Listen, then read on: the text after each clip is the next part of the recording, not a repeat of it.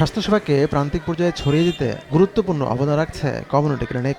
2011 সাল থেকে গোটা দেশের 14,000 কমিউনিটি ক্লিনিক অন্তত 19 ধরনের সেবা এবং 27 ধরনের ওষুধ বিনামূল্যে সরবরাহ করছে গ্রামীণ জনসাধারণকে।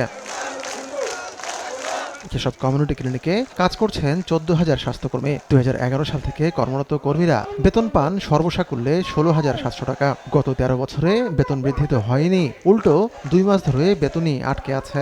রাজধানীর শাহবাগে জাতীয় জাদুঘরের সামনে মঙ্গলবার সকালে বিক্ষোভ করেন তারা। মেধার তালিকার ভিত্তিতে আমাদের চাকরি নিয়োগ হয়। নিয়োগ হওয়ার পর থেকে গত সরকার আমাদেরকে বারবার চাকরি রাজস্বকরণের জন্য আশ্বস্ত করেন, কিন্তু আশ্বস্ত করার পরেও তারপরে তারা বাস্তবায়ন করে নাই। 13 বছর আমরা এক বেতনে পাচ্ছি এবং সেই বেতনটা আবার কমায়ও দিছে।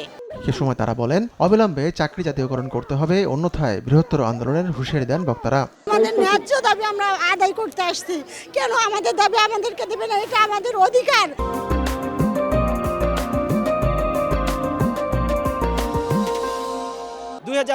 সালে যে হাইকোর্টের আমাদের রাজস্বের পক্ষে রায় দিয়েছিল এবং এই রায় অপেক্ষা করে যারা অন্যায়ভাবে ট্রাস্ট আইন চালু করেছিল আজ অবধি আমাদেরকে কৃতদাস বানিয়ে রেখেছে, এটা থেকে আমরা মুক্তি চাই।